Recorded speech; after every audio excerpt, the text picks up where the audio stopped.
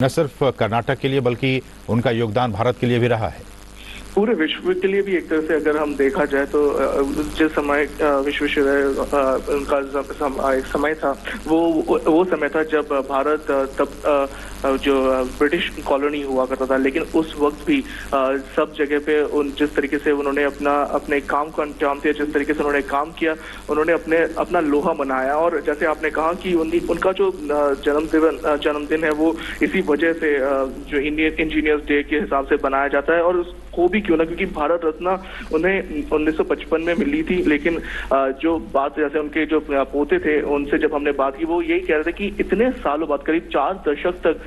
किसी ने सुध नहीं ली उनके बारे में। इतनी बड़ी, इतनी महान शख्सियत है जो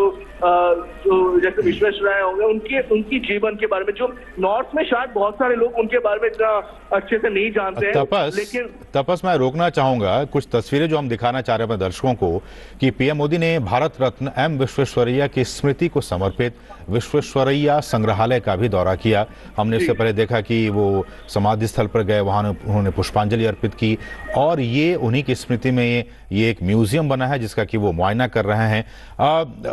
तपस, मैं अपने दर्शकों की जानकारी के लिए बता दूं कि कितने वो दूरदर्शी थे एम विश्वेश्वरैया की इन्हें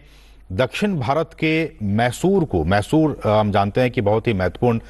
इतिहास में उनका एक जगह रहा है मैसूर को तपस एक विकसित और समृद्धशाली क्षेत्र बनाने में एम विश्वेश्वरैया की काफी अहम भूमिका रही है। प्रधानमंत्री बहुत ही बारीकी से उन चीजों को समझते हुए, जानते हुए कि क्यों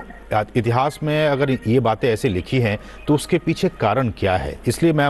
ये बातें मैं दर्शकों को बताना चाह रहा हूँ। आपने सही कहा कि एक इंसान जिसने पूरे मैसूर से लेके आसपास के जो इलाकों में जो पानी की दिक्कत थी, और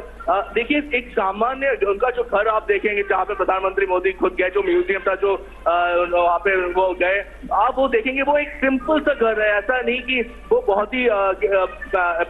रईस या बहुत ऐसे फैमिली में बिलोंग करते थे जहाँ पे बहुत पैसा था, ऐसा नहीं था। बहुत ही सिंपल फैमिली से बिलोंग करते थे, सिंपल घर था उनका, और उसी घर को आज म्यूजियम में तब्दील किया गया है। और ये इसलिए मैं कहता हूँ कि आप अपने जीवन से लोगों को प्रेरणा देते हैं, जैसे खुद प्रधानमंत्री नरेंद्र मोदी अपनी जीवन शैली से, अपने जीवन से प्रेरणा देते हैं। और ये बार बार विश्वेश्वरैया जी का एग्जाम्पल इसलिए देते हैं कि लोग उनके बारे में जाने, उनके बारे में पढ़े, और ये हमारी जो नेक्स्ट जनरेशन है उनके लिए भी एक मिसाल